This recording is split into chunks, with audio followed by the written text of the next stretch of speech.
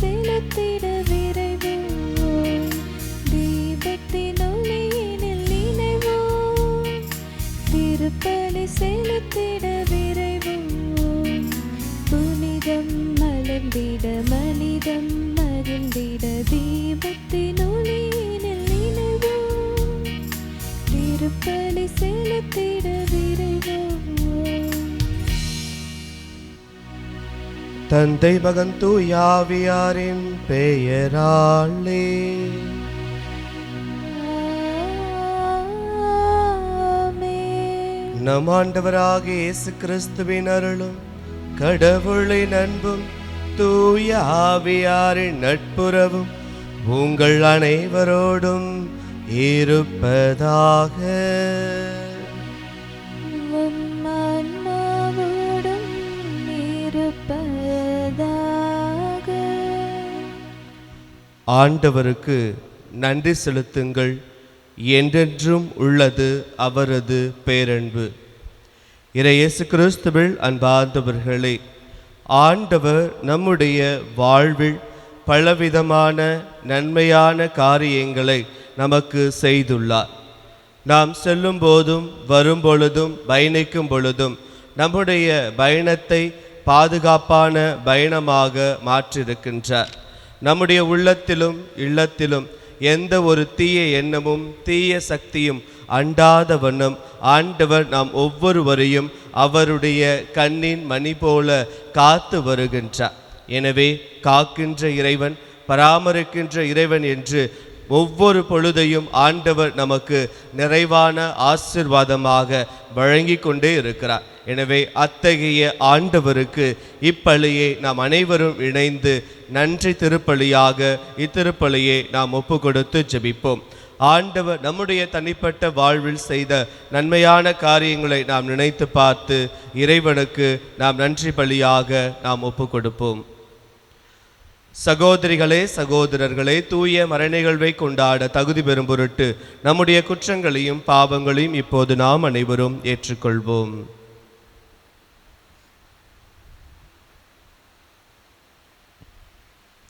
எல்லாம் அல்ல இறைவனிடமும் சகோதர சகோதரிகளே, உங்களிடமும் நான் பாவியனை ஏற்றுக்கொள்கிறேன்.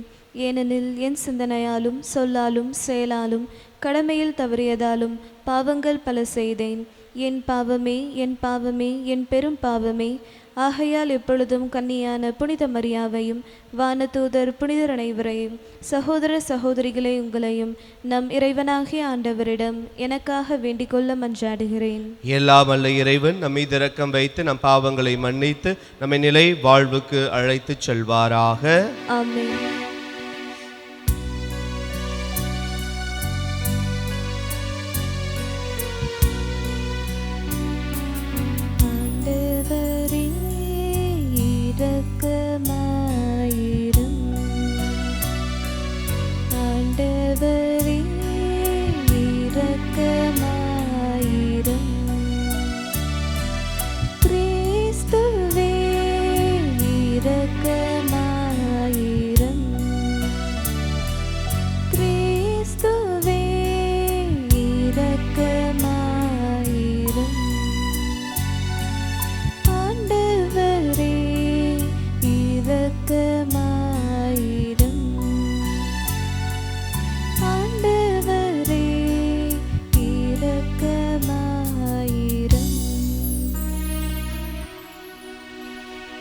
மன்றாடுவோமாக. இறைவா, தவறி நடப்போர் நன்னெறிக்கு திரும்பி வர அவர்களுக்கு உமது உண்மையின் ஒளியை காட்டுகின்றீரே. கிறிஸ்தவ நம்பிக்கையை கடைபிடிப்போர் அனைவரும் தமது பெயருக்கு பொருந்தாதவற்றை விளக்கவும் ஏற்றவற்றை செயல்படுத்தவும் செய்தருள்வீராக. உம்மோடு தூய ஆவியாரின் ஒன்றிப்பில் இறைவனாய் என்றென்றும் வாழ்ந்து ஆட்சி செய்கின்ற எங்கள் ஆண்டவரும் உம் திருமகனும் ஆகிய இயேசு கிறிஸ்து வழியாக உம்மை மன்றாடுகின்றோம்.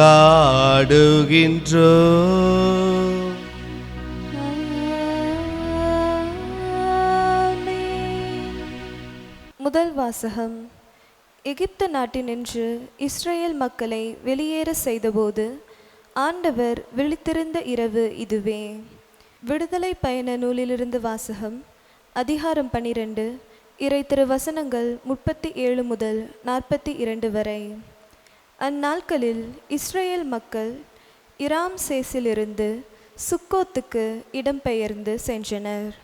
இவர்களில் குழந்தைகள் தவிர நடந்து செல்லக்கூடிய ஆடவர் மட்டும் ஏறத்தாழ 6 லட்சம் பேர் ஆவர். மேலும் அவர்களோடு பல இன பெருந்திரளும் ஆட்டு மந்தை, மாட்டு மந்தை என்று பெருந்தொகையான கால்நடைகளும் புறப்பட்டு சென்றன. எகிப்திலிருந்து கொண்டு வந்த பிசைந்த மாவை கொண்டு அவர்கள் சுட்டது புளிப்பற்ற அப்பங்கள். ஏனெனில் மாவு இன்னும் புளிப்பாகாமல் இருந்தது. அவர்கள் எகிப்திலிருந்து துரத்தப்பட்டதாலும் சற்றும் தாமதம் செய்ய இயலாமல் போனதாலும் தங்களுக்கென வழி உணவு தயாரித்து வைத்திருக்கவில்லை. எகிப்தில் குடியிருந்த இஸ்ரேல் மக்கள் அங்கு வாழ்ந்த காலம் 430 ஆண்டுகள். 430ஆம் ஆண்டு முடிவு பெற்ற அதே நாளில் ஆண்டவரின் படைத்திரள் எல்லாம் எகிப்து நாட்டினின்று வெளியேறியது. எகிப்து நாட்டினின்று அவர்களை வெளியேற செய்தபோது ஆண்டவர் விழித்திருந்த இரவு இதுவே. தலைமுறைதோறும் இஸ்ரேல் மக்கள் அனைவரும் ஆண்டவருக்கென்று திருவெளிப்பு கொண்டாட வேண்டிய இரவும் இதுவே. ஆண்டவரின் அருள்வாக்கு. இறைவனுக்கு நன்றி. பதிலுரை பாடல் பல்லவி. என்றும் உள்ளது அவரது பேரன்பு.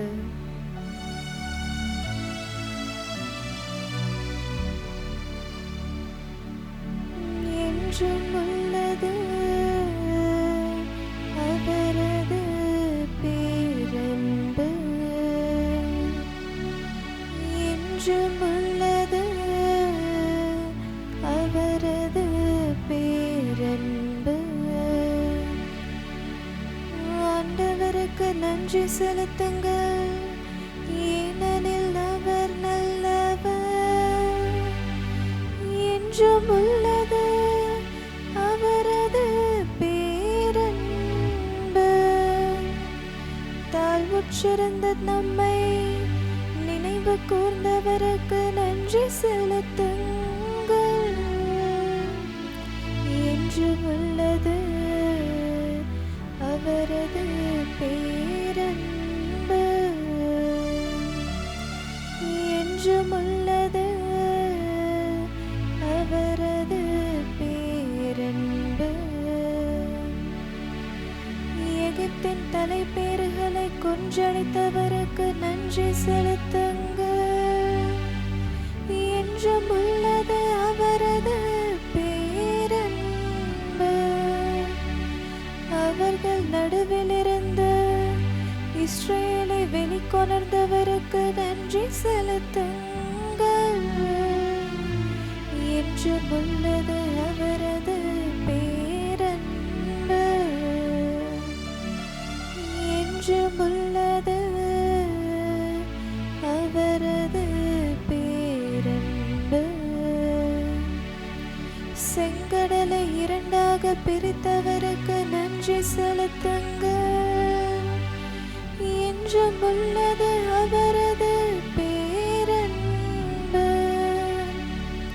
அதன் நடுவே இஸ்ரேலை நடத்தி சென்றவருக்கு நன்றி செலுத்துங்கள்.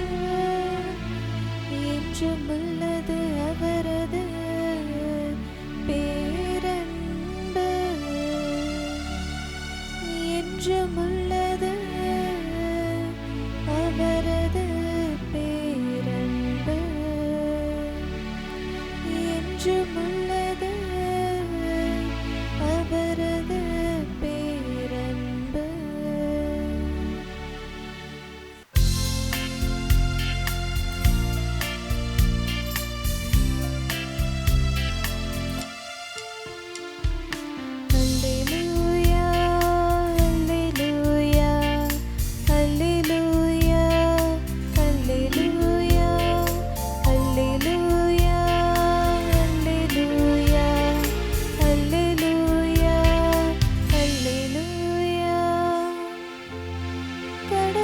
கிறிஸ்துவின் வாயிலாக உலகினரை தம்மோடு ஒப்புரவாக்கினார். அந்த ஒப்புரவு செய்தியை அவரே எங்களிடம் ஒப்படைத்தார். அல்லேலூயா, அல்லேலூயா, அல்லேலூயா, அல்லேலூயா, அல்லேலூயா. ஆண்டவர்களோடு இருப்பாராக. உம் ஆன்மாவோடும் இருப்பாராக. மத்தேயு எழுதிய தூய நற்செய்தியிலிருந்து வாசகம். ஆண்டவரே, மாட்சி உமக்கே. மத்தேயு எழுதிய நற்செய்தி பிரிவு 12 இறை வார்த்தைகள் 14 முதல் 21 முடிய. அக்காலத்தில் பரிசேயரோ வெளியேறி இயேசுவை எப்படி ஒழிக்கலாம் என அவருக்கு எதிராக சூழ்ச்சி செய்தனர். இயேசு அதை அறிந்து அங்கிருந்து புறப்பட்டு சென்றார். பலர் அவருக்கு பின் சென்றனர். அவர்கள் எல்லாரையும் அவர் குணமாக்கினார். தம்மை குறித்து வெளிப்படையாக பேச வேண்டாம் என அவர்களிடம் அவர் கண்டிப்பாக சொன்னார். இறைவாக்கினராகிய எசையா உரைத்த பின்வரும் வாக்குகள் இவ்வாறு நிறைவேறின. இதோ என் ஊழியர், இவர் நான் தேர்ந்து கொண்டவர், இவரே என் அன்பர், இவரால் என் நெஞ்சம் பூரிப்படைகிறது, இவருள் என் ஆவி தங்கும்படி செய்தேன். இவர் மக்களினங்களுக்கு நீதியை அறிவிப்பார். இவர் சண்டை சச்சரவு செய்ய மாட்டார், கூக்குரிட மாட்டார், தம் குரலை தெருவில் எழுப்ப மாட்டார். நீதியை வெற்றி பெற செய்யும் வரை நெறிந்த நாணலை முறியார், புகையும் திரியை அணையார். எல்லா மக்களினங்களும் இவர் பெயரில் நம்பிக்கை கொள்வர்.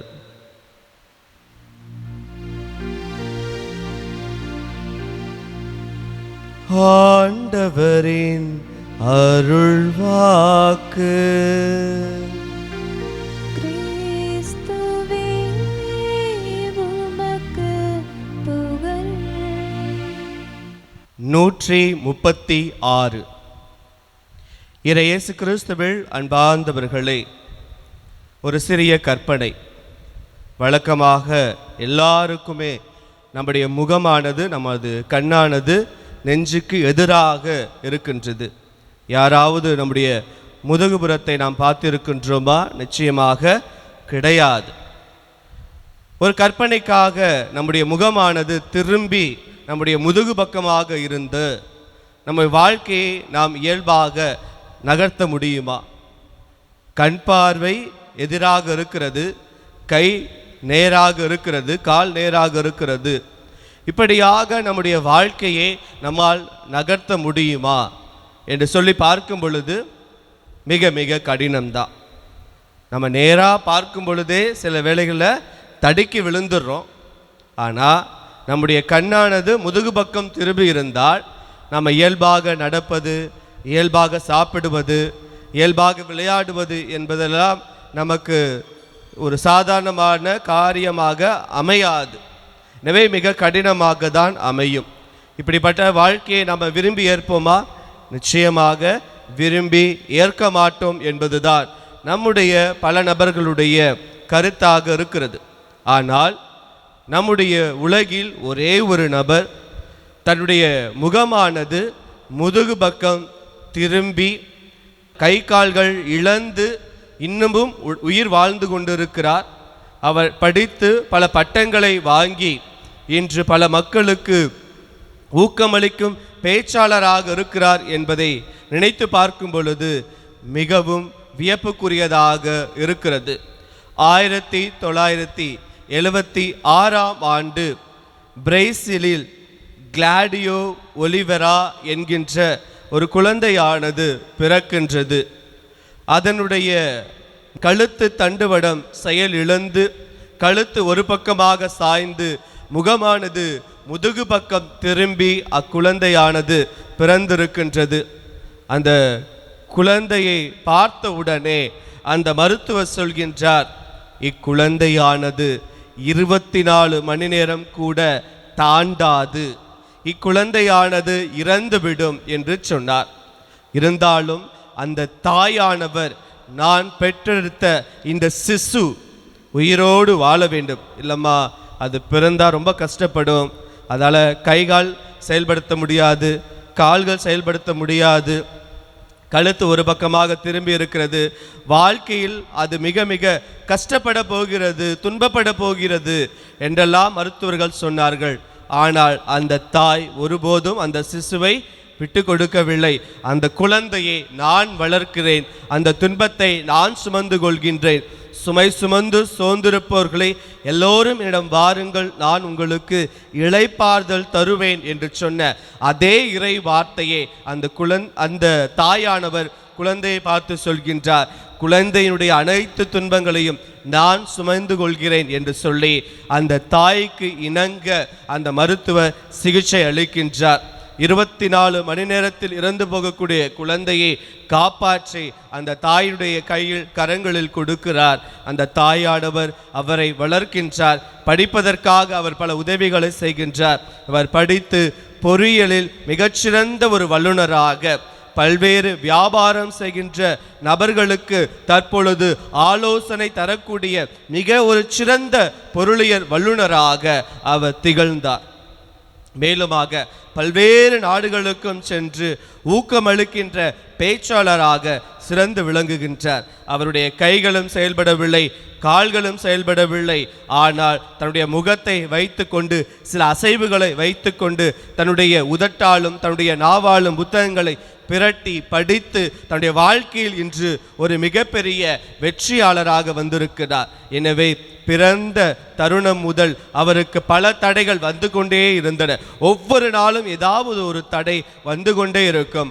ஆனால் எல்லா தடைகளையும் தாண்டி தகர்த்தெறிந்து இன்று வாழ்க்கையில் மிகச்சிறந்த சிறப்பான எடுத்துக்காட்டான வாழ்க்கையை வாழ்ந்து கொண்டிருப்பவர் தான் இந்த கிளாடியோ ஒலிவெரா என்கின்ற நபர். எனவே அவருடைய வாழ்வு நமக்கெல்லாம் மிகச்சிறந்த ஒரு உதாரணமாக இருக்கின்றது. அன்பார்ந்தவர்களே, இன்று பாடப்பட்ட திருப்பாடல் 136 இதனுடைய வாழ்க்கையினுடைய நெறிகளை இன்று நாம் மறைவுரையாக நம்முடைய வாழ்வில் ஏற்றுக்கொள்ளப் போகின்றோம். எனவே இந்த திருப்பாடல் 136 எத்தகைய பின்னணியில் இது எழுதப்பட்டது என்று நாம் கூர்ந்து கவனிக்கும் பொழுது இன்றைய முதல் வாசகம் நமக்கு உதவியாக இருக்கிறது.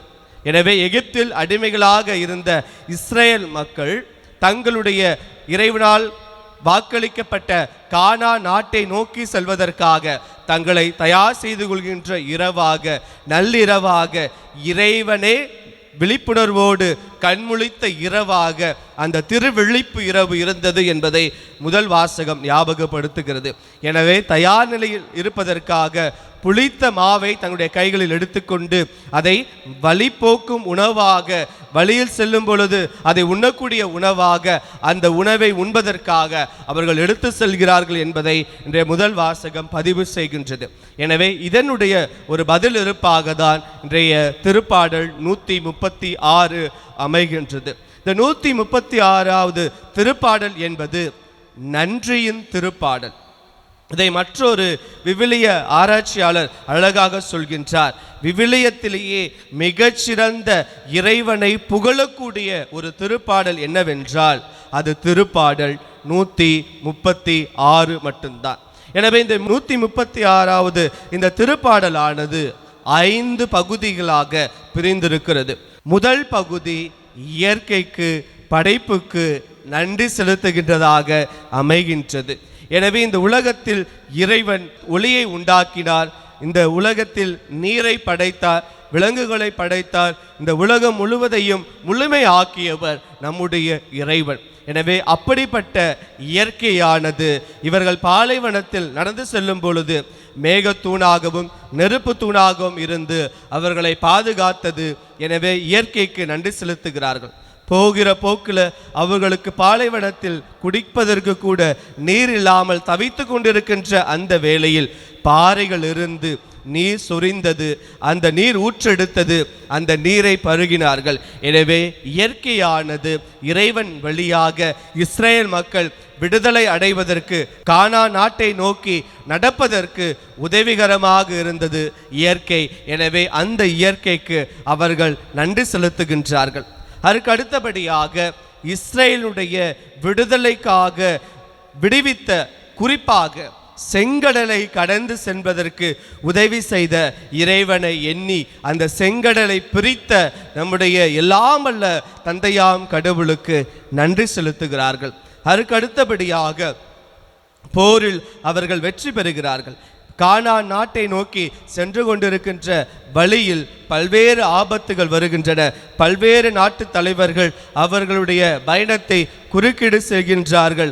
அதில் சீகோன் அரசன், ஓக் அரசன் என்கின்ற 2 அரசர்கள் மிகப்பெரிய தடையாக இருக்கிறார்கள். அத்தகைய தடைகளை தகர்த்தெறிந்து ஆண்டவருக்கு வெற்றி, மக்களுக்கு விடுதலை என்கின்ற தரக்கூடிய அளவுக்கு எதிரிகளை கடவுள் வீழ்த்தினார். எனவே கடவுளுக்கு நன்றி செலுத்துகின்றார்கள்.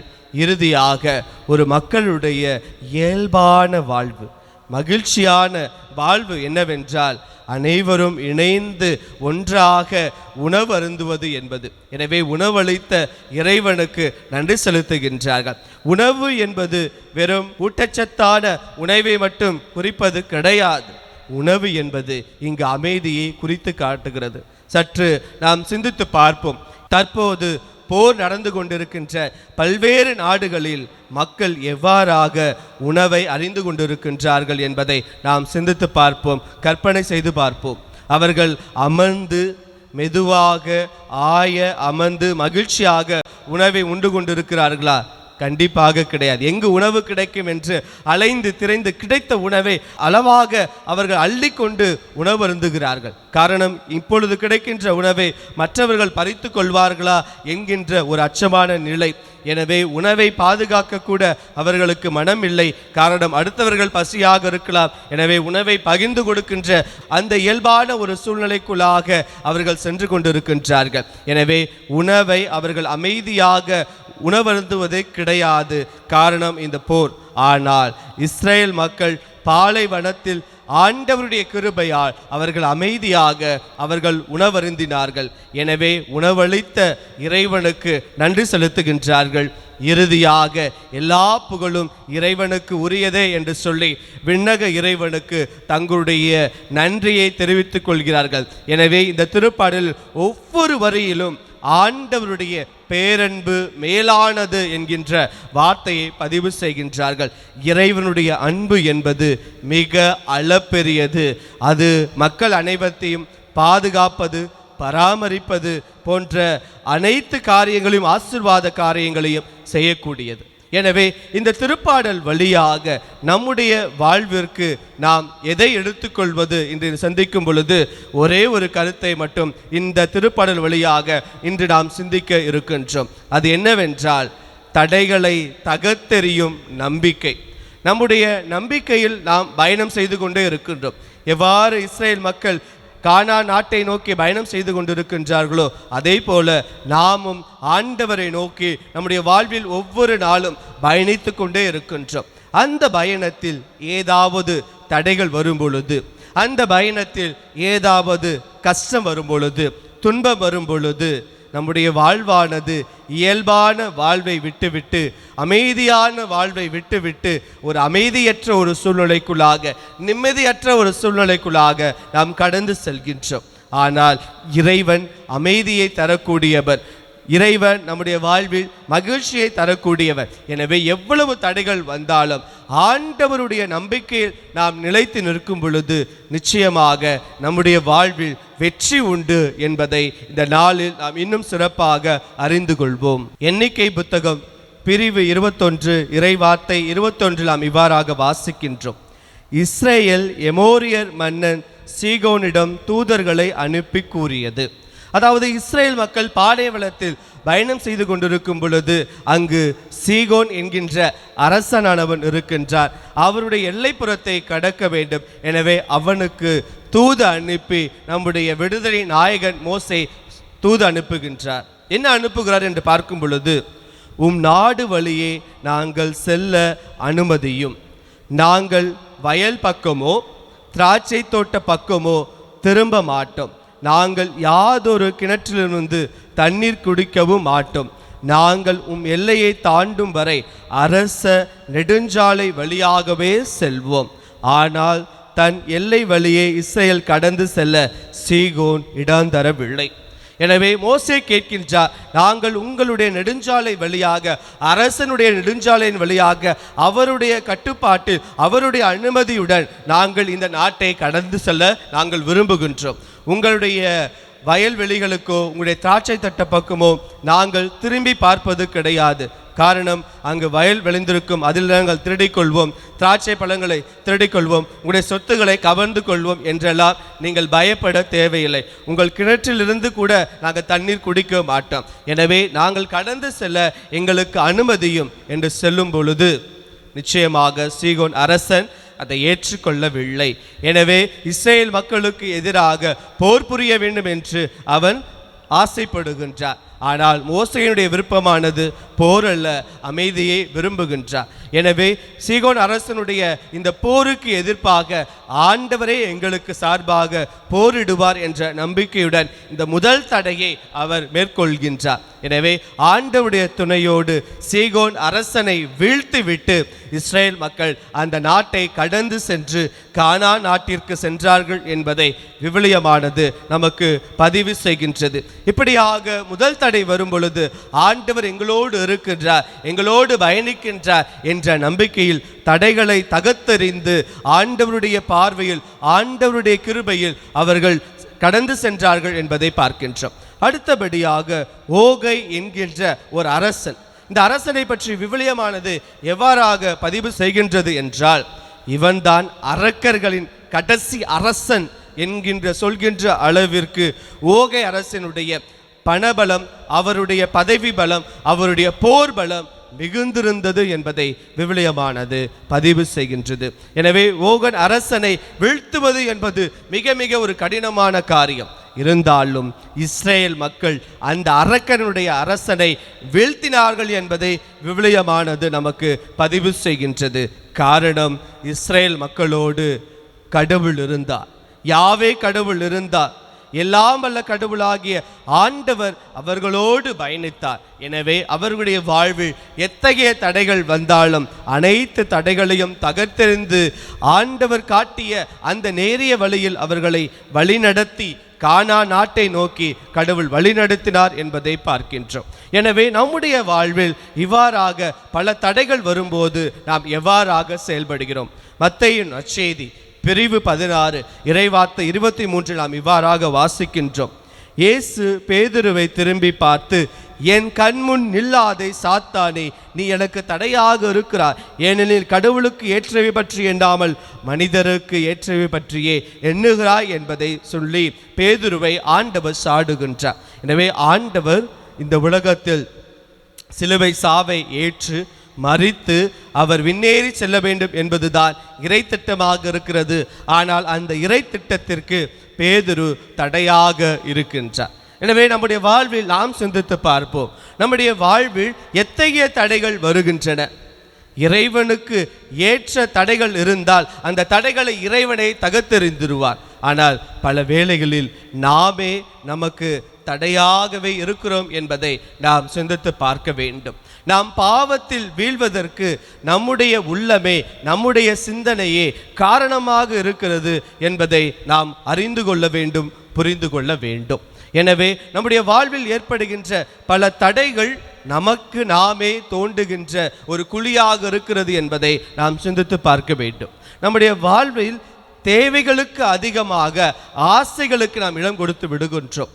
அந்த பொருள் வாங்கணும், இந்த பொருள் வாங்கணும், இப்படி வீடு கட்டணும், அப்படி வீடு கட்டணும், இந்த நகை வாங்கணும், அந்த நகை வாங்கணும் அப்படின்னு சொல்லி என்ன பண்ணுகிறோம்?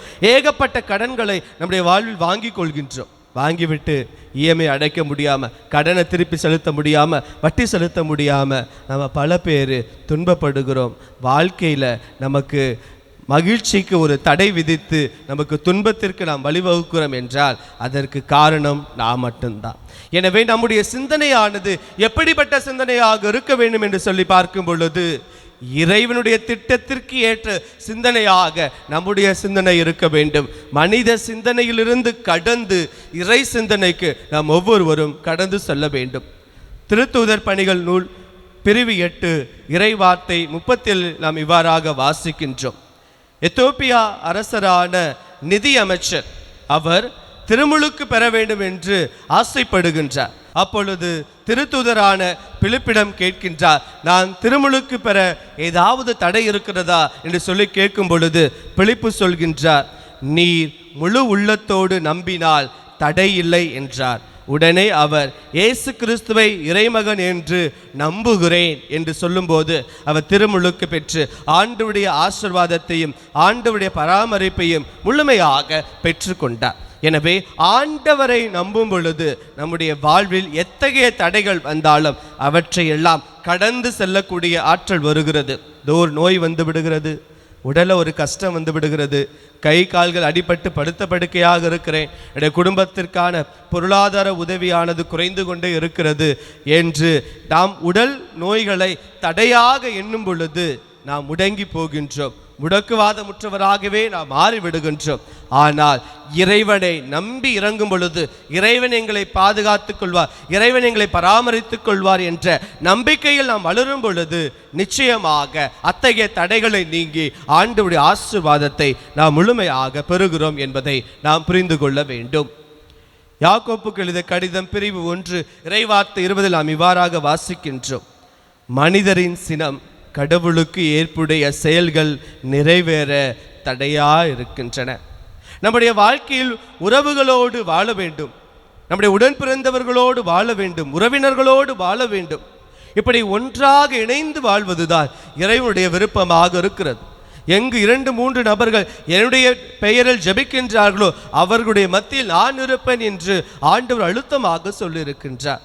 ஆனால் நாம் அனைவரும் பிரிந்திருக்கின்றோம். கடவுளை விட்டு, இறை உறவை விட்டு, மனித உறவை விட்டு நாம் ஒவ்வொருவரும் பிரிந்திருக்கிறோம் என்றால் அதற்கு அடிப்படை காரணம் சினம், கோபம். எனவே கோபத்தினால் பிறருடைய உறவுகளை நாம் வெறுத்து ஒதுக்குகின்றோம். ஒருத்தரை பார்த்து அங்கேருந்து வரும்போது கோபப்பட்டு பேசும் பொழுது அவங்க கொடுக்குற மகிழ்ச்சியான செய்தி நமக்கு எப்பொழுதும் கிடைப்பதே கிடையாது. நினைத்து பாருங்கள், உங்களுடைய மனைவி உங்களுடைய கணவனை நோக்கி நீங்கள் கோபப்பட்டு பேசும் பொழுது அவர்கள் தரக்கூடிய மகிழ்ச்சியான செய்தியை அவர்கள் கொடுக்க மறுக்கிறார்கள் அல்லது மறந்து போகிறார்கள். காரணம், உங்களிடம் இருக்கின்ற அந்த கோபம் என்கின்ற நெருப்பு தான். அந்த நெருப்பு அழிக்கக்கூடிய நெருப்பு, ஆக்கப்பூர்வமான நெருப்பு அல்ல. கோபத்தினால் நாம் பேசும் பொழுதோ, திட்டும் பொழுதோ, செயல்படும் பொழுதோ நாம் உணர்ச்சி வசப்பட்டு உணர்ச்சிகளை இழந்து நம்முடைய மூளைகளை மங்கி பல காரியங்களை செய்து விடுகின்றோம். இதனால் மிகப்பெரிய ஆபத்து நம்முடைய வாழ்க்கையில் வந்து கொண்டே இருக்கிறது என்பதை நாம் ஒவ்வொருவரும் புரிந்து கொள்ள வேண்டும். எனவே கோபத்தை விட்டு ஆண்டவர் ஏற்படுத்துகின்ற இந்த தடையான கோபத்தை நாம் மீறும் பொழுது நிச்சயமாக மகிழ்ச்சியான செய்தி நமக்கு கிடைக்கின்றது. மேலுமாக புனித பவுல் கொரிந்தியருக்கு எழுதிய முதல் கடிதம் பிரிவு 1 இறைவார்த்தை 23 இவ்வாறாக வாசிக்கின்றோம், நாங்கள் சிலுவையில் அறையப்பட்ட கிறிஸ்துவை பற்றி பறைசாற்றுகின்றோம். அச்சிலுவை யூதர்களுக்கு தடைக்கல்லாகவும் பிற இனத்தாருக்கு மடமையாகவும் இருக்கிறது. எனவே யூதர்களுக்கு தடைக்கல்லாக ஆண்டவர் இயேசு கிறிஸ்துவை இந்த சிலுவை சாவோடு முடித்து விடலாம் என்று சொல்லும் பொழுது அந்த தடையை ஆண்டவர் இயேசு கிறிஸ்து உடைத்து கல்லறையிலிருந்து அவர் 3ஆம் நாள் உயிர்த்தெழுந்த ஆண்டவராக வீழ்ந்து சாத்தானை வீழ்த்தி ஆண்டவர் உயிர்த்தெழுந்த ஆண்டவராக, உயிர்ப்பின் சாட்சிகளாக நாம் ஒவ்வொருவரும் வாழ அவர் உயிர்த்தெழுந்தார். எனவே உயிர்ப்பின் வழியாக நாம் ஒவ்வொருவரையும் ஆண்டவர் மீட்டு கொண்டார். காரணம், தடையாக இருந்த சிலுவை சாவை மீட்பினுடைய சாவாக ஆண்டவர் மாற்றினார் என்பதுதான் இந்த நிகழ்விலிருந்து நாம் அறிந்து கொள்ள முடிகின்றது. எனவே நாம் சிந்தித்து பார்ப்போம். கடவுளுக்கு வந்த பல தடைகளை தாண்டி அதை மீட்பாக மாற்றினார். நம்முடைய வாழ்வில் வருகின்ற பல்வேறு விதமான தடைகளை தாண்டி ஆண்டவருடைய பாதுகாப்பையும் பராமரிப்பையும் நாம் பெற்றுக்கொள்வோம். எவ்வாறாக இஸ்ரேல் மக்கள் 40 ஆண்டுகளாக பாலைவனத்தில் பயணம் செல்லும் போது பல்வேறு விதமான தடைகளை தாண்டி அவர்கள் ஆண்டவர் வாக்களிக்கப்பட்ட கானா நாட்டை நோக்கி அவர்கள் சென்றார்களோ, அதை போல இந்த யூபிலி ஆண்டில் நாம் பயணிப்போம். நம்முடைய பயணத்தில் வருகின்ற பல்வேறு துன்பங்கள், கஷ்டங்கள், வேதனைகள், தடைகள் அனைத்தையுமே ஆண்டவர் ஏற்றுக்கொள்வார். ஆண்டவர் நமக்கு மீட்பை தருவார். அதற்கு நமக்கு அடிப்படை தேவை நம்பிக்கை. அந்த நம்பிக்கையில் நாளும் வளர்வோம். இறைவன் நாம் ஒவ்வொருவரையும் நிறைவாக ஆசீர்வதிப்பார். எனவே இத்தகைய கருத்துக்காக நாம் தொடர்ந்து இந்த தெய்வீக திருப்பலியில் நாம் அனைவரும் இணைந்து மன்றாடுவோம். வாருங்கள்.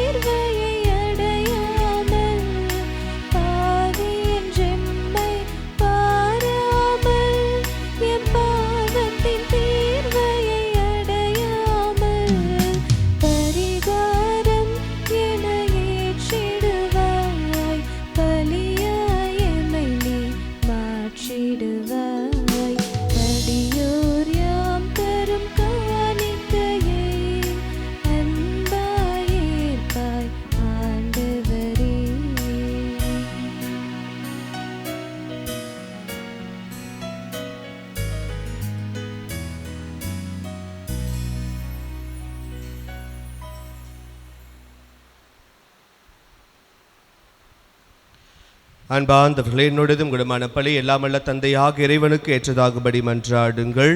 ஆண்டவர் தமது பெயரின் புகழ்ச்சிக்காகவும் மாட்சிக்காகவும் நமது நன்மைக்காகவும் புனித திரு அவை அனைத்தின் நலனுக்காகவும் உமது கையிலிருந்து இப்பலியை ஏற்றுக்கொள்வாராக. ஆண்டவரே, உம்மை நோக்கி மன்றாடும் திரு அவையின் காணிக்கைகளை கண்ணோக்கி அருளும். உம் நம்பிக்கையாளர்கள் புனிதத்தில் வளர உதவும் உணவாக இவற்றை மாற்றருள்வீராக. எங்கள் ஆண்டவராகிய கிறிஸ்து வழியாக உம்மை மன்றாடுகின்றோம்.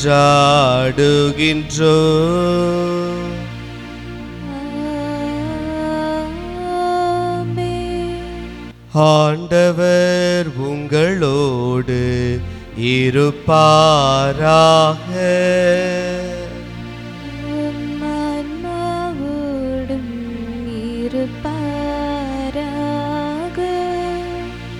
இதயங்களை மேலே எழுப்புங்கள்.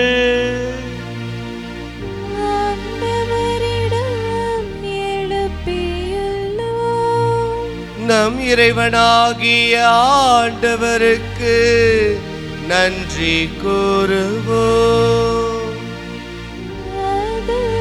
தகுதியும் நீதியும் ஆனதே. ஆண்டவரே, தூயவரான தந்தையே, என்றும் வாழும் எல்லாமல்ல இறைவா, என்னாலும் எவ்விடத்திலும் நாங்கள் உமக்கு நன்றி செலுத்துவது மெய்யாகவே தகுதியும் நீதியும் ஆகும். எங்கள் கடமையும் மீட்புக்குரிய செயலுமாகும். ஏனெனில் எங்கள் புகழுரை உமக்கு தேவையன்று, ஆயினும் நாங்கள் உமக்கு நன்றி செலுத்துவது உமது அருள் கொடையாளே. நாங்கள் உம்மை புகழ்ந்துரைப்பது உமது மாட்சியை மிகுதுபடுத்தாது எனினும் எங்கள் ஆண்டவராகிய கிறிஸ்து வழியாக நாங்கள் மீட்படைய பயன்படுகின்றது. ஆகவே வானதூதர்களோடு ஒன்று சேர்ந்து நாங்களும் உம்மை புகழ்ந்தேத்தி மகிழ்ச்சியுடன் அறிக்கையிட்டு ஆர்ப்பரித்து பாடுவதாவது: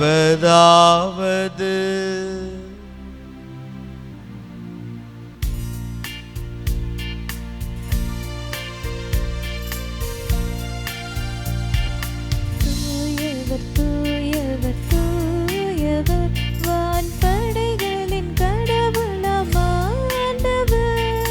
விண்ணகமும் மண்ணகமும் உமது மாட்சியால் நிறைந்துள்ளன. உன்னதங்களிலே ஓசானா, உன்னதங்களிலே ஓசானா. ஆண்டவர் பெயரால் வருகிறவர் ஆசீர் பெற்றவர். உன்னதங்களிலே ஓசானா, உன்னதங்களிலே ஓசானா.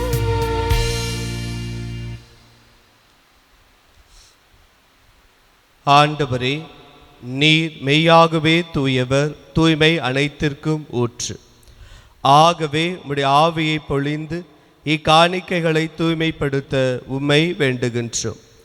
இவ்வாறு எங்கள் ஆண்டவர் இயேசு கிறிஸ்துவின் உடலாகவும் இரத்தமாகவும் எங்களுக்கு இவை மாறுவனவாக.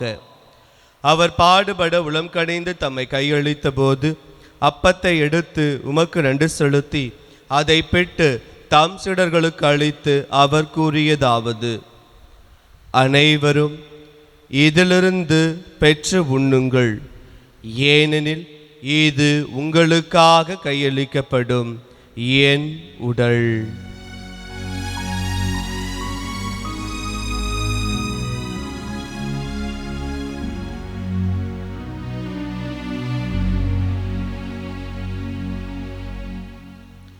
அவ்வண்ணமே இரவு விருந்தை அருந்திய பின் கிண்ணத்தையும் எடுத்து மீண்டும் உமக்கு நன்றி கூறி தம் சீடர்களுக்கு அளித்து அவர் கூறியதாவது: அனைவரும் இதிலிருந்து பெற்று பருகுங்கள், ஏனெனில் இது புதிய நிலையான உடன்படிக்கைக்குரிய என் இரத்தத்தின் கிண்ணம். இது பாவ மன்னிப்புக்கென்று உங்களுக்காகவும் பலருக்காகவும் சிந்தப்படும். இதை என் நினைவாகச் செய்யுங்கள்.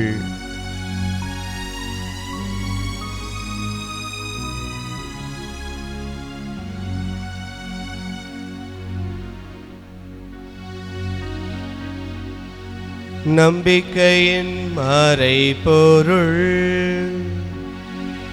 ஆண்டவரே, நீர் வருமளவும் உமது இறப்பினை அறிக்கையிடுகின்றோம், உமது உயிர்ப்பினையும் எடுத்துரைக்கின்றோம். ஆகவே ஆண்டவரே, நாங்கள் கிறிஸ்துவின் இறப்பினையும் உயிர்ப்பினை நினைவு கூர்ந்து வாழுதல் அப்பத்தை மீட்பளிக்கும் கிண்ணத்தையும் உமக்கு ஒப்புக் கொடுக்கின்றோம். உம் திருமணின்று உமக்கு ஊழியம் புரிய தகுந்துள்ள ஏற்றுக்கொண்டு, எனவே நாங்கள் உமக்கு நன்றி செலுத்துகின்றோம்.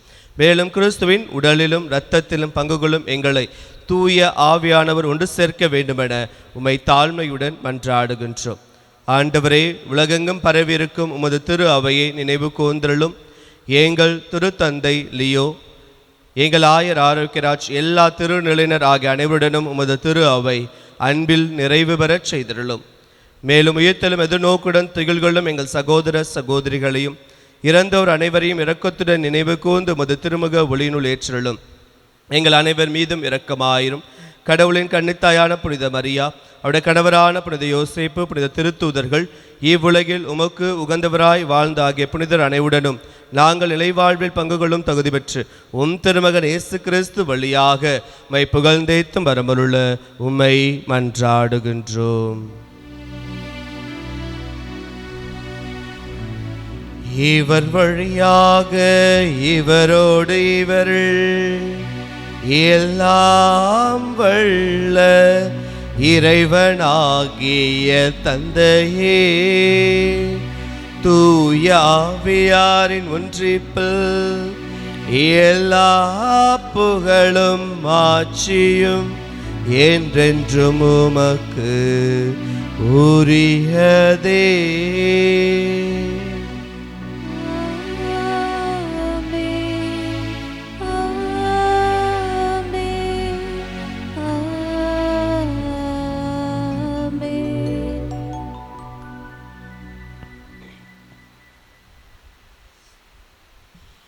மீட்பரின் கட்டளையால் கற்பிக்கப்பட்டு இறை படைப்பினால் பயிற்சி பெற்ற நாம் துணிந்து பாடுவோம்.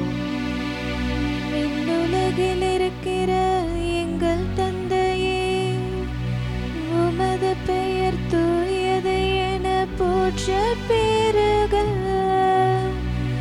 உமது ஆட்சி வருக, உமது திருவுளம் விண்ணுலகில் நிறைவேறுவது போல மண்ணுலகிலும் நிறைவேறுக. எங்கள் அன்றாட உணவை இன்று எங்களுக்கு தாரும். எங்களுக்கு எதிராக குற்றம் செய்வோரை நாங்கள் மன்னிப்பது போல எங்கள் குற்றங்களை மன்னியும். எங்களை சோதனைக்கு உட்படுத்தாதேயும், தீமையிலிருந்து எங்களை விடுவித்தருளும். ஆண்டவரே, தீமை அனைத்திலுமிருந்து எங்களை விடுவித்து எங்கள் வாழ்நாளில் அமைதியை கனிவுடன் அருளுமை மன்றாடுகின்றோம். உமது இரக்கத்தின் உதவியால் நாங்கள் பாவத்திலிருந்து எப்போதும் விடுதலை பெற்று யாதொரு கலக்கமுமின்றி நலமாயிருப்போமாக. நாங்கள் எதிர்நோக்கி இருக்கும் பேரின்பத்திற்காகவும் என் மீட்பராகிய இயேசு கிறிஸ்துவினுடைய வருகைக்காகவும் காத்திருக்கின்றோம். ஏனெனில் ஆட்சியும் வல்லமையும் மாட்சியும் என்றென்றும் உமதே. ஆண்டவரே இயேசு கிறிஸ்துவே, அமைதியை உங்களுக்கு விட்டுச் சொல்கின்றேன், என் அமைதியையே உங்களுக்கு அளிக்கிறேன் என்று திருத்தூதர்களுக்கு மொழிந்தீரே. எங்கள் பாவங்களை பாராமல் உமது திரு அவை நம்பிக்கையை கண்ணோக்கி உமது திருவுளத்திற்கு ஏற்ப அதற்கு அமைதியும் ஒற்றுமையும் அளித்துள்வீராக. என்றென்றும் வாழ்ந்து ஆட்சி செய்கின்றவர் நீரே. ஆமென். ஆண்டவருடைய அமைதி உங்களோடு என்றும் இருப்பதாக, உம் ஆன்மாவோடும் இருப்பதாக. ஒருவருக்கொருவர் அமைதியை பகிர்ந்து கொள்வோம். உலகின் பாவங்களை போக்கும் இறைவனின் செம்மறியே, எங்கள் மேல் இரக்கமாயிரம். உலகின் பாவங்களை போக்கும் இறைவனின் செம்மறியே, எங்கள் மேல் இரக்கமாயிரம். உலகின் பாவங்களை போக்கும் இறைவனின் செம்மறியே, எங்களுக்கு அமைதியை அளித்தருளும். ஆண்டவரே இயேசு கிறிஸ்துவை, நான் உட்கொள்ளும் இந்த திருவுளத்தம் நீ தீர்ப்புக்கும் தண்டனைக்கும் உள்ளாக்காமல் உமது பரிவிறக்கத்தா என் மனதிற்கும் உடலுக்கும் பாதுகாக்கும் நலமளிக்கும் ஆறு மருந்தாக இருப்பனவாக. இதோ இறைவனின் செம்மறி, இவரே உலகின் பாவங்களையெல்லாம் போக்குபவர். நம் வாழ்வில் வருகின்ற பலவிதமான தடைகளை தகர்த்தெறிய நமக்கு ஆற்றலையும் வல்லமையும் உறுதியையும் தருகின்ற உண்மையான ஆண்டவர் இவரை. திருவிருந்துக்கு அழைக்கப்பெற்ற நாம் ஒவ்வொருவருமே பேறு பெற்றோர். ஆண்டவரே, நீர் நிலத்தில் எழுந்தருள நான் தகுதியற்றவள், ஆனால் ஒரு வார்த்தை மட்டும் சொல்லியருளும், எனது ஆன்மா நலமடையும். ஆசை திருவிருந்துக்கான மன்றாட்டு. ஆண்டவரே, நீர் என் இல்லத்தில் எழுந்தருள நான் தகுதியற்றவள், ஆனால் ஒரு வார்த்தை மட்டும் சொல்லியருளும் என்று நூற்றுவர் தலைவன் ஜெபித்தது போல நாங்களும் இப்போது உம் திருப்பாதம் பணிந்து வேண்டுகிறோம். இனிய இயேசுவே, நாங்கள் தகுதியற்றவர்களாய் இருந்தாலும் எங்கள் தகுதியின்மையை பாராமல் நீர் எங்கள் உள்ளங்களில் எழுந்து வாரும். உம் அன்பிலும் அருளிலும் நாங்கள் நிலைத்திருக்க எம்முள் எழுந்து வாரும். நன்மை செய்வதில் ஆர்வமுள்ளவர்களாய் தீமைகள் அனைத்திலிருந்தும் விடுதலை பெற்றவர்களாய் வாழவும் எங்களை வழிநடத்த வாரும். எல்லா நலன்களாலும் வளங்களாலும் எங்களை நிரப்ப வாரும். ஆமேன். நன்றி கூறி மன்றாடுவோமாக. ஆண்டவரே, உம்முடைய அருள் கொடைகளை பெற்றுக்கொண்ட நாங்கள் உம்மை வேண்டுகின்றோம். இவ்வாறு மறை நிகழ்வுகளில் நாங்கள் அடிக்கடி பங்கேற்பதால் அவற்றின் மீட்பளிக்கும் செயல் எங்களில் வளர செய்வீராக.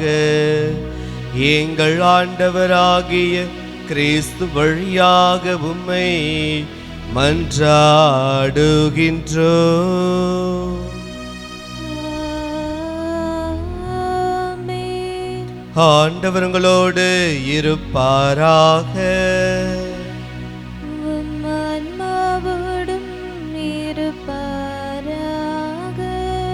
எல்லாம் வல்ல இறைவன் தந்தை, மகன், தூய ஆவியானவர் உங்கள் அனைவரையும் நிறைவாக ஆசீர்வதிப்பாராக.